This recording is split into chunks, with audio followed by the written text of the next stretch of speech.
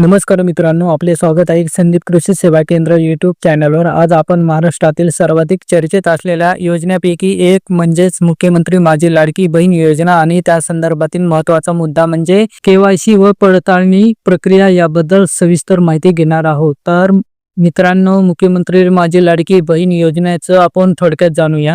ही योजना महिला सक्षमीकरणासाठी राज्य सरकारने सुरू केलेली आहे। तसंच लाखो महिलांना थेट आर्थिक मदत मिळावी, त्यांच्या हातात रोख पैसा जावा आणि त्यांच्या कुटुंबाचा भार हलका व्हावा, हा या योजनेमागचा मुख्य उद्देश होता। तर मित्रांनो, अर्ज सुरू होतात प्रचंड संख्येने महिलांनी यात सहभाग घेतला, पण अर्ज करताना पात्रतेचे निकष स्पष्टपणे सांगितलेले असून देखील अनेक जणांनी चुकीची माहिती देऊन अर्ज केल्याचे दिसून आलेलं आहे। तर 2 कोटीपेक्षा जास्त लाभार्थी, पण नियमाकडे दुर्लक्ष आहे। म्हणजेच की सरकारकडे प्राप्त झालेल्या आकडेवारीनुसार या योजनेअंतर्गत 2 कोटीपेक्षा जास्त महिलांना लाभ मंजूर झाला, पण या प्रक्रियेत बरेच अर्ज असे होते की जे प्रत्यक्षात पात्रतेच्या नियमांमध्ये बसत नाहीत।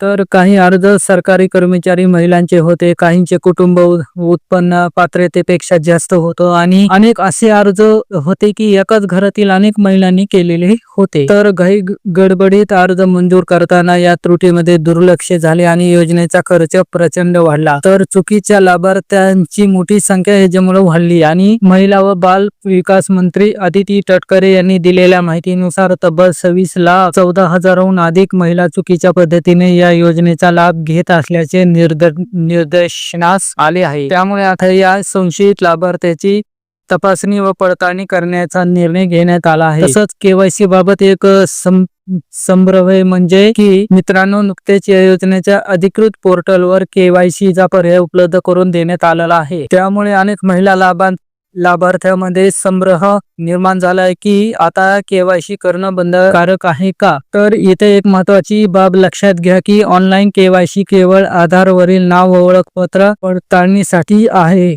पात्रतेची सखोल पडताळणी मात्र स्थानिक स्तरावर केली जाणार आहे। तर मित्रांनो, पडताळणी कोण करणार आहे? या प्रक्रियेसाठी अंगणवाडी सेविका यांना जबाबदारी सोपवली जाणार आहे। त्यांच्या मार्फत घराघरात जाऊन तपासणी केली जाईल। पडताळणी लक्ष दिले जाणारे कोणते कोणते मुद्दे ते पाहूया आपण जरा थोडे। 1. महिलेकडे 4 चाकी वाहन आहे का? 2. कुटुंबाचे प्रत्यक्ष उत्पन्न किती आहे? 3. एका घरातून किती महिलांनी अर्ज केला आहे? 4. रेशन कार्ड व इतर कागदपत्राची सुसंगती. 5. विवाहित मुली माहेरी पात्र आहेत का की त्यांच्या सासरी आधीच लाभ घेतला जातोय? तर मित्रांनो, एकाच कुटुंबातील अनेक लाभार्थी जे आहेत त्यांचा एक मुख्य प्रश्न कसा आहे तो सांगूत आपण। सध्या सर्वात मोठा गोंधळ एका घरातून अनेक महिलांनी घेतलेल्या लाभाचा आहे। उदाहरणार्थ, सासू व 2 सुना लाभ घेत असतील तर त्या प्रकरणात एक लाभार्थी अपात्र होऊ शकतो आणि नियम स्पष्ट सांगतात की एका कुटुंबातील फक्त एक विवाहित महिला आणि एक अविवाहित मुलगी लाभासाठी पात्र असते। तर त्यामुळे अनेक प्रकरणामध्ये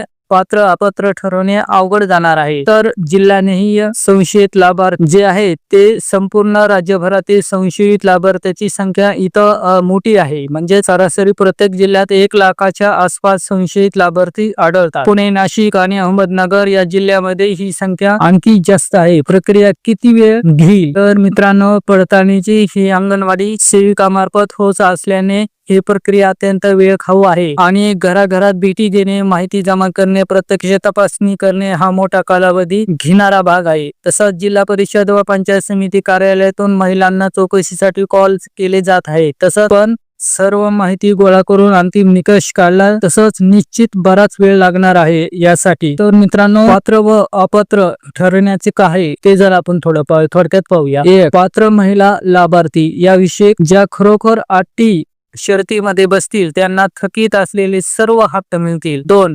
अपात्र महिला लाभार्थी पुढील हप्ते बंद केले जातील। विशेषतः सरकारी नोकरीत असलेल्या महिलांकडून मिळालेला लाभ वसूल करण्याचाही निर्णय घेण्यात येऊ शकतो। जिल्हा परिषद व इतर शासकीय कर्मचाऱ्यांविरुद्ध कारवाईची शक्यता आहे। आता आपण पाहूया केवायसीची खरी भूमिका काय येते। तर अनेकांना वाटते की ऑनलाईन केवायसी पूर्ण केल्यावर आपली पडताळणी संपली, पण तशी अजिबात नाही। फक्त केवायसी आधार व नाव पडताळणी पुरती मर्यादित आहे। खरी तपासणी ही स्थानिक स्तरावर स्तरावर प्रत्यक्ष पाहणी करूनच होणार आहे. तर भविष्यात याचा काय परिणाम आहे की ही तपासणी पारदर्शक व कोटेकोर झाली तर योजनेचा फायदा खऱ्या पात्र महिलांपर्यंत पोहोचेल आणि चुकीच्या पद्धतीने घेतलेले लाभ थांबतील आणि शासनाचा आर्थिक भार कमी होईल. परंतु ही प्रक्रिया कितपत वेगाने पूर्ण होते आणि किती अचूकता ठेवली जाते हे महत्त्वाचे ठरणार आहे. तर मित्रांनो, यातून एक निष्कर्ष निघतो की मित्रांनो, मुख्यमंत्री माझी लाडकी बहीण योजना हा महिलांसाठी सुरू केलेला मोठा उपक्रम आहे, पण घाई गडबडीत व चुकीच्या अर्जामुळे शासनावर मोठा आर्थिक भार पडलेला आहे. आता सुरू झालेल्या पडताळणीमुळे मोहिमेमुळे